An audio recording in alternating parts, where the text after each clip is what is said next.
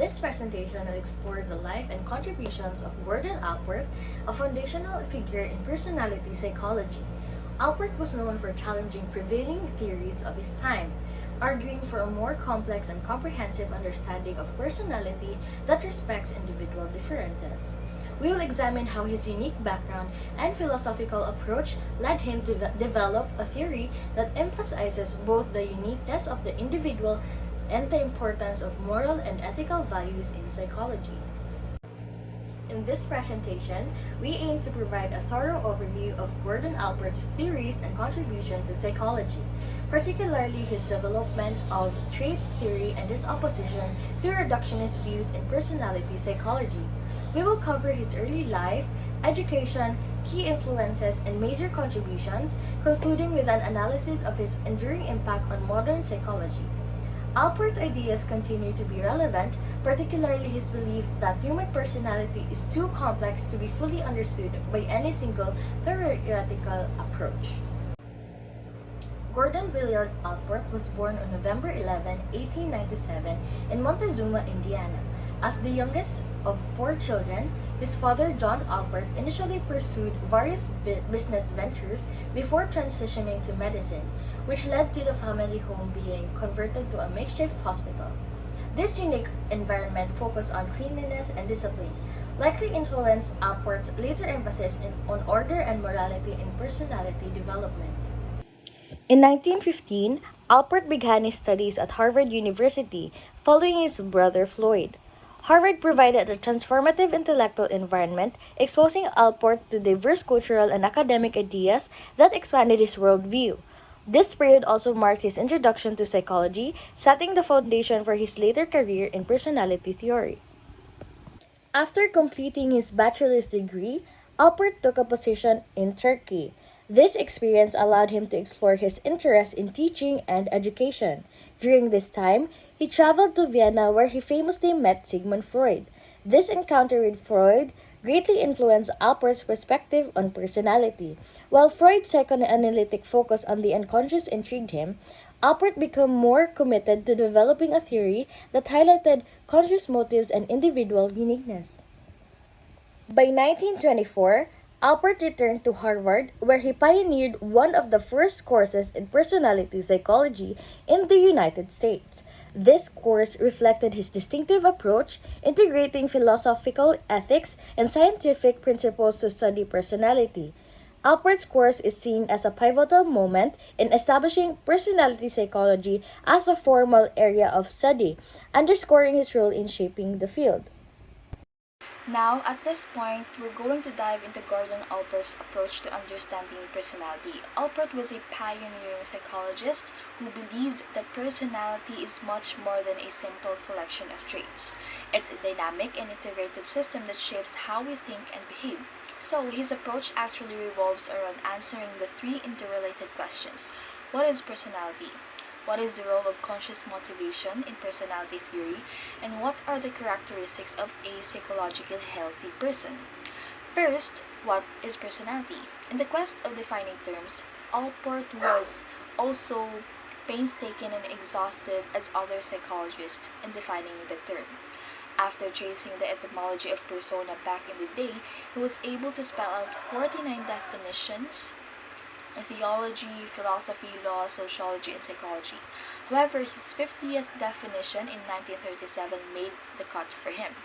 He defined personality as the dynamic organization within the individual of those psychophysical systems that determine his unique adjustments to environment. However, in 1961, he changed the last phrase into that determines his characteristic behavior and thought, and this change actually reflected his penchant for accuracy, conveying that behavior is expressive and adaptive. I know this all sounds complex, so let's break it down into simpler part as how Albert also chose to carefully define each phrase to say or express what he wanted to convey. First, let's talk about the dynamic organization, which means that personality is active and changing over time. It is not just a static set of traits. Instead, all the different aspects of who you are, like your emotions, experiences, and values in life, are connected and they work together to create who you are. It is an integration or interrelatedness of various aspects of personality. Think of it like a team where every player has a role contributing to the overall game. Next is the psychophysical systems that reminds us that both our mind and body are our psychological and physical aspects that play important roles in shaping our personality, and it influences or highly influences how we act. For example, how we feel physically can affect our mood and thoughts. If you're like tired or sick, you might be more irritable or less motivated, your patience is running thin. All these elements interact to form the complete picture of who we are. Determined implies action. As Albert said, personality is something and it does something. It isn't just a label or a mask that we wear. It actively influences our actions and decisions that our unique personality traits drive how we behave in different situations. For instance, if someone is naturally outgoing, they might seek social interactions more than someone who is more reserved. Personality shapes our choices, and that's how it defines our actions, our reactions in daily life. Moving on to characteristic, each of us has a unique personality that sets us apart. Individual, unique, that's how Albert wished for it to imply. Just like no two fingerprints are alike, no one has the same personality as you do. No personality can ever be the same. Character originally was meant for marking or engraving that gives flavor to characteristics that no one else can duplicate. Our characteristics are like our personal stamps, making us distinctly ourselves. Finally, behavior and thought. These terms cover everything we do and how we think. Anything that a person does. Everything we do is a reflection of our personality. It is expressed through our actions, our external behaviors, and thoughts or internal behaviors. For example, someone with a kind personality might go out of their way to help others, while someone more analytical might approach situations with careful reasoning.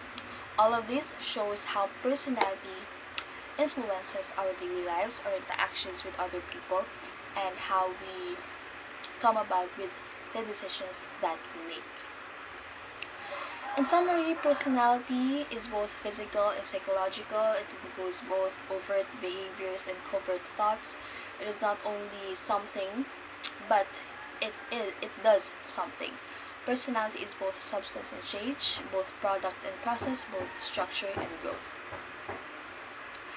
Now, in the second question, Alpert asked what the role of the conscious motivation is. He said that it refers to our awareness of why we do what we do. Healthy adults generally have a clear understanding of their actions and the reasons behind them. This awareness helps them make informed choices and take responsibility for their behavior and the characteristics of healthy individuals. His emphasis on conscious motivation goes back to his encounter or meeting in Vienna with Freud and his emotional reaction to Freud's question, "And was that little boy you?" Freud's response carried the implication that his 22-year-old visitor was unconsciously talking about his own fetish for cleanliness in revealing the story of the clean little boy on the tram car. Alpert in 1967 insisted that his motivation was quite conscious, that he simply wanted to know what Freud's ideas were about dirt phobia in a child so young. Now, lastly, Alpert aimed to answer what the characteristics of a healthy person. He was able to hypothesize about the attributes of a mature personality. With a few general assumptions, Gordon said that psychologically mature individuals demonstrate proactive behavior, meaning they take initiative rather than waiting for things to happen or react simply to a external stimuli. It is defined that people have the capability to act on their environment in new and innovative ways that causes the environment to also react on them. Another assumption is that these individuals are motivated by conscious processes rather than disturbed ones, unlike Freud. They understand that their motivations which allows them to be flexible and independent in their actions. This means that they can adapt to new situations and make informed decisions. Another one is that healthy individuals have also experienced a relatively free trauma during their childhood. Though, of course, in the later part of their lives, they experience conflicts or sufferings or problems, it is just a natural course of life that they experience. A supportive upbringing can help them develop a strong sense of self, which is crucial for psychological health. It is important to note that mature individuals have unique quirks and habits.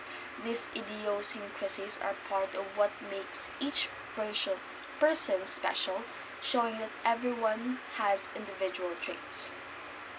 Lastly, maturity is not solely determined by age, of course. Psychologically, a person can be mature regardless of their life stage. It is about the development and self awareness.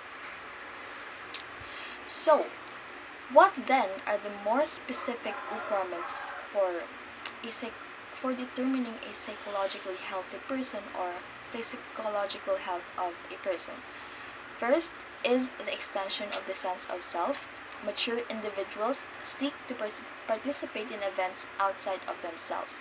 They understand their role in the larger world and consider how their actions affects others. They are not self-centered. Social interest, family, spiritual life are amongst the important things for these individuals. That the events they partake outside becomes a part of who they are, of their beings. Alpert summed up this first criterion by saying everyone has self-love, but only self-extension is the earmark of maturity. How you expose yourself in the outside situations. Next is warm relating of self to others. These individuals build meaningful relationships and connect with others in a genuine way. In other words, they have the capacity to love others in an intimate and compassionate manner. It's like when people look beyond themselves in the mirror or their reflection in the mirror, do mature people love others non-possessively and unselfishly. Third, they exhibit emotional security or self-acceptance. They have a positive view of themselves and accept their imperfections. They possess what Alpert terms as emotional poise, where they are not overly upset about when things do not go as they planned, or when they are having a bad day, or when they're having minor irritations or frustrations about how their days went or from their problems. However, the good thing is they acknowledge that frustrations and inconveniences are part of living. It helps build their emotional security and their view of life. That's why they're able to exhibit or accept themselves. Fourth is a realistic perception of their environment. Mature individuals see things as they are, and they have a clear understanding of their surroundings. They are problem-oriented than being self-centered, and they are in touch with the world as most others see it. Fifth, they possess insight and humor. Mature individuals know themselves. They are aware of who they are. Although it's not a fixed thing, but they are aware of the traits of what their personality comprises of. They have no reason to attribute their inadequacies or their weaknesses, what they lack, to others. They have this non-hostile humor that allows them to laugh at themselves rather than relying on sexual themes or aggressive acts just to get a laugh or elicit a response from others. Alpert said that both terms could nearly mean the same thing as self-objection, as healthy individuals see themselves objectively. It's like people can reflect on themselves and the world and offend using humor to cope with challenges, rather than using others to cope or make fun of. Finally, they have a unifying philosophy of life. This is a belief system that gives their life meaning and direction, helping them navigate through life's complexities with a clear view of the purpose of life. It is not necessary that individuals have to be religious. The person with a mature religious attitude, a unifying philosophy of life, has a well developed conscience and quite likely a strong desire to serve others. In summary, conscious motivation plays a crucial role in guiding our actions, while the characteristics of a healthy person provide insight into psychological maturity. By understanding these concepts, we can better appreciate what it means to be psychologically healthy, and maybe it will help us strive or look ahead, or strive to become a psychologically healthy individual, to have a mature personality, or internalize or develop a psychological maturity that will help us navigate the complexities of life and be able to view life or regard life or address life, our daily life, in a much more healthier and better way. At this point, Alpert's structure of personality focused on the basic units or building blocks that permit the description of a person in terms of individual characteristics, specifically on the concept of personal dispositions. This is an important aspect of understanding how our unique personalities shape our behavior. Alpert, for one, was careful to distinguish the difference or the distinction or the division between common traits and individual traits. In common traits, these are general characteristics that many people share. For instance, traits like being friendly, honest, or hardworking can be found across different individuals. Common traits help us identify and describe groups of people who behave similarly. It also provides means by which people with a given culture can be compared to one another. Now, personal dispositions, as Alpert have defined as unique internal structures that shape our behavior, is the individual frameworks for understanding the world around us. Alpert described personal dispositions as a generalized neuropsychic structure, which means that they involve both psychological and physiological elements that influence how we respond to different situations. For example, your past experiences can shape how you react to stress or excitement. Personal dispositions also allows us to perceive various stimuli as functionally equivalent. This means that similar situations can evoke consistent responses based on our individual dispositions. For instance, two people might experience the same stressful event, but their unique dispositions will guide how they will react or handle the situation. Because of these dispositions, our responses are often consistent over time. This was what Alper meant by initiating and guiding equivalent forms of adaptive and stylistic behavior. Your unique personality influences how you adapt to challenges and express yourself in different situations. Also, Alpert and his colleagues identified various terms in nearly 18,000 words in the 1925 edition of Webster's New International Dictionary. Of course, for one, Alpert had been a human dictionary back in the days or when he was young. Some of the terms that he described or they described as that they described in defining a personal characteristic were traits, states, evaluative aspects, and physical traits. Now, traits, these are the stable characteristics that define us, such as sociable or being introverted. States, these are temporary feelings or moods that we experience, such as being in a state of bliss or happy mood or angry state. Now, evaluative aspects is how we assess ourselves and others, like something is unpleasant or someone is being wonderful. Physical traits are our biological makeup that contributes to our personality, like being tall or obese. Now, personal dispositions are structured in levels as defined by Gordon Allport that will help us see how different traits shape our personalities and behaviors. First, cardinal dispositions are the important or the dominant traits that define a person's personality. They are so influential or eminent or has a ruling passion that they can dictate the overall direction of someone's life. They are so obvious that they cannot be hidden, as nearly every action in a person's life revolves around this one cardinal disposition. Most people, however, do not possess it, but a few are often identified by that single characteristic. For instance, if a person has a cardinal disposition of altruism, they might dedicate their life to helping others, allowing this strong passion to guide their choices. Next, we have central dispositions. This consists of the 5 to 10 most significant traits that define a person's character.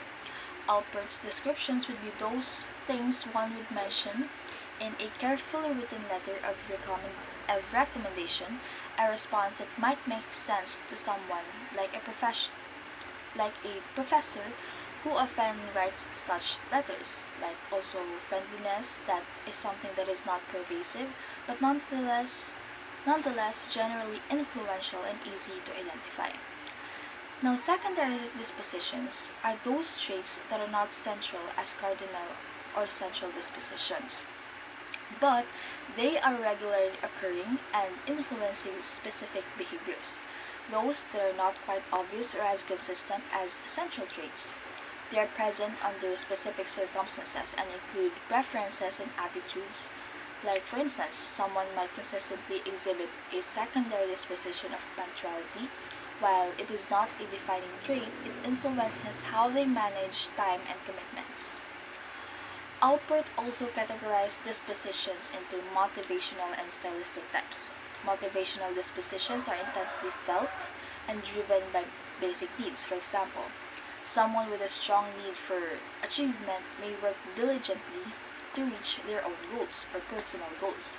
On the other hand, stylistic dispositions are less intensely experienced. They represent a person's preferred style or approach to tasks. For example, a person might have a stylistic disposition towards being methodological in their work or spontaneous in their creativity. We can sum up these terms in this phrase. Stylistic guides actions while motivation initiates actions. In summary, Alpert's levels of personal disposition highlight how different traits influence our behaviors and personality. However, Alpert saw no definite distinction or difference between motivational and stylistic personal dispositions, as how some dispositions are clearly stylistic and are obviously based on a strongly felt need and thus are motivational. Now, the concept of the proprium in Alpert's structure of personality refers to terms describing that is me or this is mine. It consists of all the characteristics that a person considers peculiarly mine, or those traits and behaviors they regard as uniquely theirs. This includes what they see as warm, sensual, and important in their lives. The proprium is crucial because it reflects the core aspects of our personality. However, it is important to note that proprium is not or does not comprise our entire personality. It reflects or represents the most meaningful traits and behaviors that shape how we view ourselves and what we value. They exist in the periphery of personality. Now, in the non-appropriate behaviors, these are actions and traits that do not contribute to the central aspects of one's identity. This includes the basic drives and needs, like the fundamental human needs, thirst or hunger that are typically met or satisfied without much effort. While these are essential for survival, they do not define who we are as individuals. Now, the tribal customs like wearing clothes, cultural practices, or saying hello to people, these are cultural traditions or practices that people actively or normally participate in. It is often influenced by their community or background, although they can shape behavior, they also do not necessarily reflect an individual's unique identity. Finally, we have the habitual behaviors. These are routine actions that we engage in regularly, often automatically. While they are part of our lives, they also, like the other behaviors, they also necessarily don't necessarily contribute to our unique characteristics or identity or our sense of self. As the warm center of personality, the propium includes those aspects of life that a person regards as important to a sense of self identity and self enhancement. It includes a person's values as well as the part of the conscience that are personal or consistent with one's adult beliefs. A generalized conscience, one shelled by most people with a given culture, may only be peripheral to a person's sense of personhood and thus outside of that person's proprium. Let's dive into the fascinating world of Gordon Alpert and his book, Psychology of the Individual. Alpert offers us a refreshing take on personality. Instead of lumping people into categories, he emphasizes what makes each of us unique. His focus is on our conscious motivations and the actions we take, steering away from traditional theories that often miss the mark on individual experiences. When it comes to motivation, Alpert really shakes things up.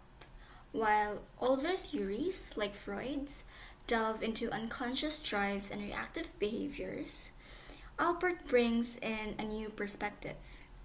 He identifies two main types of motivation: peripheral motives and appropriate strivings. Peripheral motives are the quick fixes, the things we do to relieve tension and meet immediate needs, while appropriate strivings are more meaningful.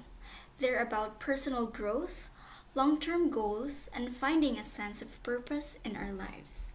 Albert believes that motivation is about the now, what we want and need in this moment. He values the variety in our motivations, recognizing that they can range from urgent needs to our biggest dreams. Most importantly, Alpert encourages us to think about the future. We have the power to shape our own goals and strive for them.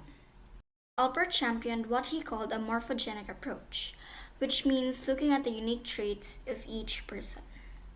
This contrasts with the more general ideas found in nomothetic approach, which tends to apply broad rules to everyone.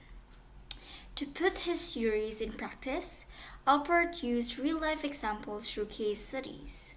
One is the Diaries of Marion Taylor, an unpublished diary that provides a deep dive into an individual's life and experiences. Another is Letters from Jenny, where he examined the letters of Jenny Gove Masterson. These letters offered a glimpse into her unique personality and highlighted just how much we can learn from individual stories. One of the concepts Alpert introduces is functional autonomy, which is all about how our motivations can evolve over time and often become separate from their original reasons. He breaks this down to two types, which is perseverative functional autonomy and appropriate functional autonomy. Perseverative functional autonomy is when we cling to habits or behaviors, like an addiction that don't really serve us anymore.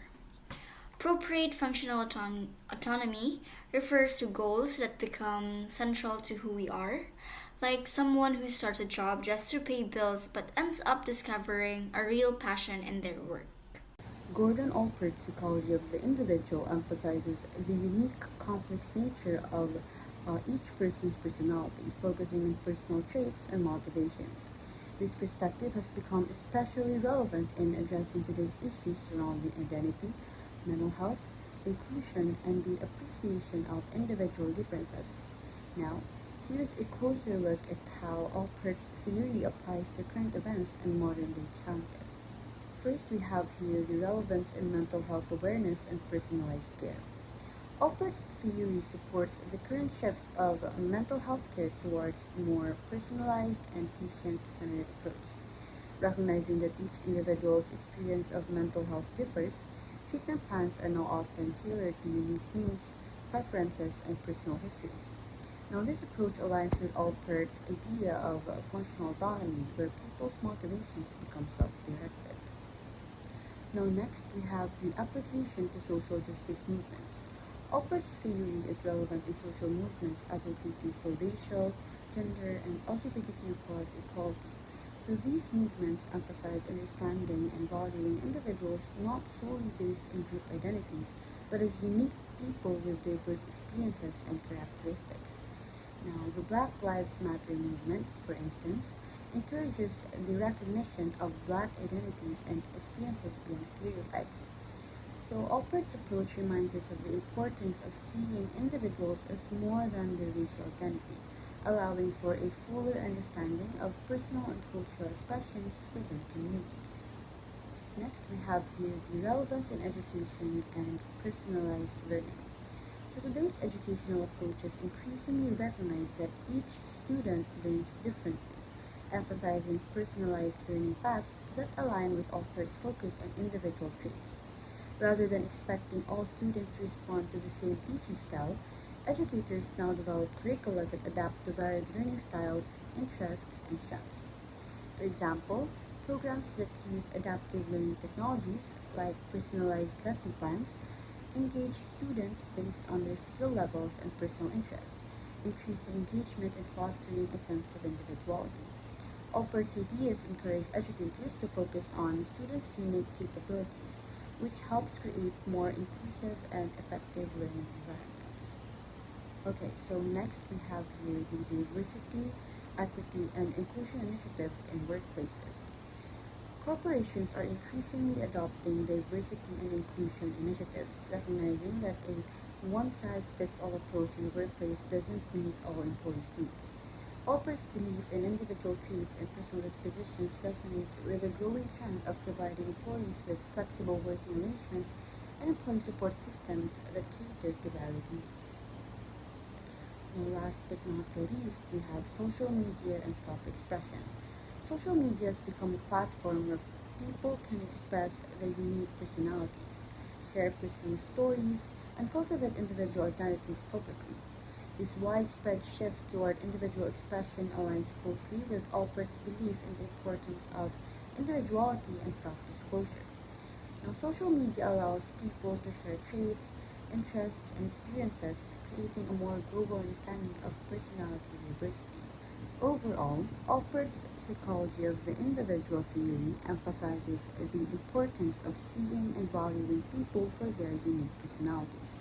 This perspective has become essential in addressing today's issues, from mental health to social justice, workplace inclusion, and self-expression, by fostering a world where individuality is celebrated and respected. Filipinos are known for being warm and hospitable people with a high value for family and interpersonal relationships. Bayanihan, a concept of community and spirit, and cooperation is often demonstrated through acts of hospitality, such as hosting guests and lending a helping hand to neighbors. Utang na loob is a basic context where one must have the attitude of gratitude and commitment to return the favor of being the recipient of good deeds and moral support from family, friends, relatives, and the community in a much more humanistic and positive side. Personal dispositions, as defined by Alport, are unique to each individual and can render different stimuli functionally equivalent and initiate and guide behavior. They are distinct from common traits, which are shared by many people within a culture. While values like bayanihan and utang na loob are culturally ingrained in Filipino society. Understanding them solely as shared cultural norms would overlook the individual variations in how these values are internalized and enacted.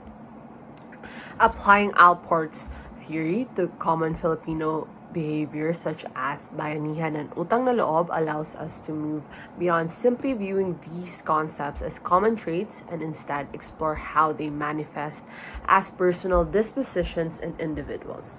Personal dispositions like helpfulness, generosity, compassion, and a sense of community might be the foundation for bayanihan or community cooperation. these dispositions can vary in intensity from cardinal dispositions, which are dominant and pervasive in a person's life, to central dispositions, which are easily observable and influential, to secondary dispositions, which are the less prominent and situation specific disposition.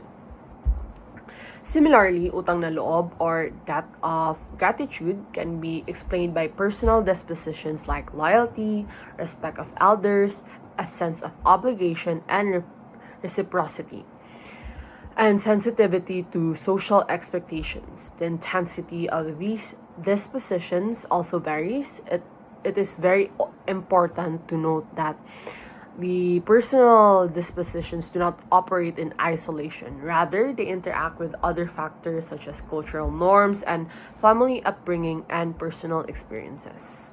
So these are the examples of bayanihan and utang na loob as personal dispositions. So these are real life experiences. So let's start with bayanihan. So just last week, there was a storm, Bagyo Christine, which caused flooding and led many people to offer their help because yun nga, ang daming damages. There were so many damages that happened, especially from the people in Luzon.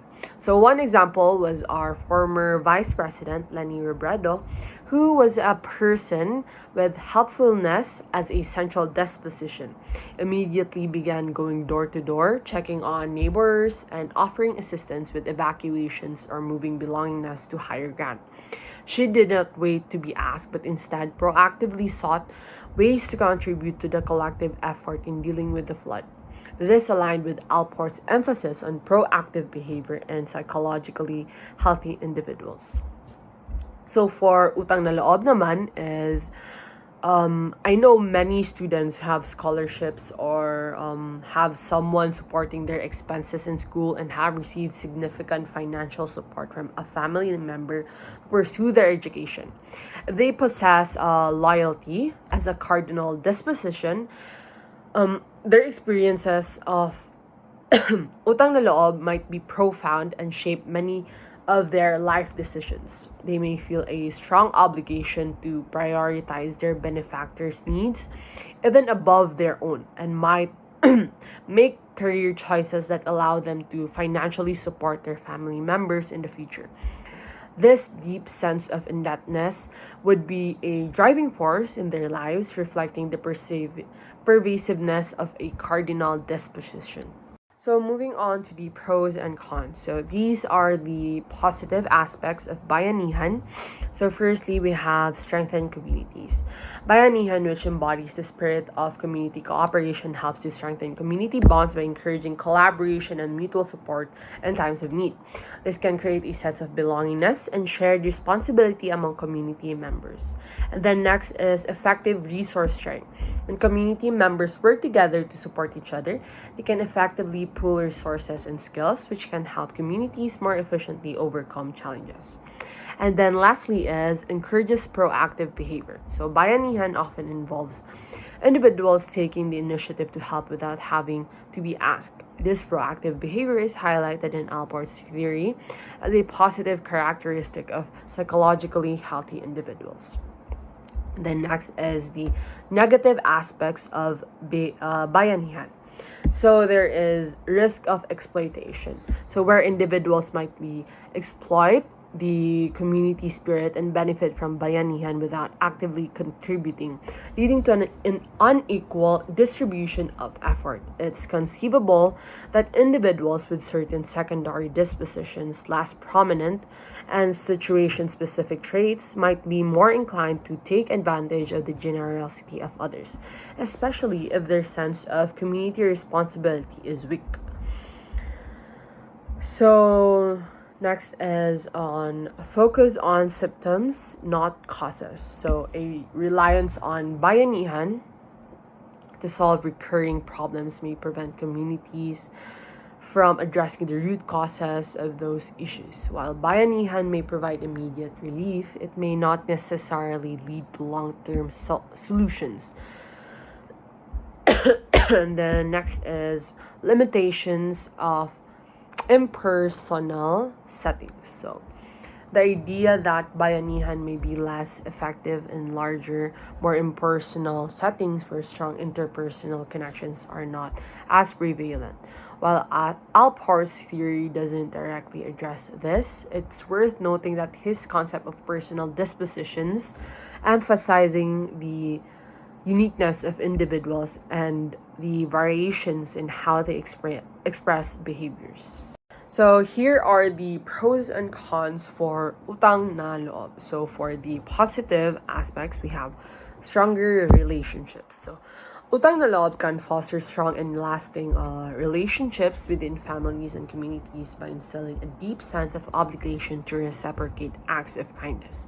This reciprocity can be especially crucial in societies where social safety nets are limited, as individuals can rely on their network for support. So next is promotes gratitude and pro-social behavior. By emphasizing reciprocity, utang na loob encourages individuals to be aware of and appreciate favors received from others. This can contribute to a culture of gratitude, motivating individuals to be more helpful and generous in return. So next, and then lastly is upholding cultural values. So utang na loob is deeply rooted in Filipino culture, representing a basic context for expressing gratitude and commitment to reciprocating good deeds. This cultural norm helps maintain social harmony and strengthen community ties. So moving on to the negative aspects of utang na loob. So first is burdensome obligation. The pressure to repay favors can become a significant burden, particularly if the favor is substantial or if the individual lacks the means to reciprocate adequately. In extreme cases, this could lead to feelings of guilt, resentment, or even social isolation. The next cons that we have is hindered individual growth. So if utang na loob becomes the driving force behind the major life choices of an individual, the individual may feel compelled to prioritize their benefactor's needs over their own, potentially limiting their personal growth and preventing them from pursuing their aspirations. So lastly is the potential for manipulation and exploitation. So the strong sense of obligation that comes with utang na loob can be exploited by individuals seeking to manipulate others for personal gain.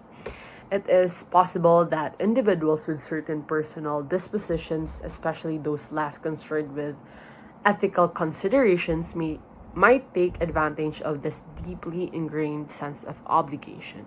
Gordon Alport's theory of personality provides a meaningful framework for understanding Filipino cultural values such as bayanihan and utang na loob. Through Alport's concepts of personal dispositions, these values can be appreciated not only as cultural norms, but as unique expressions of individual motivations.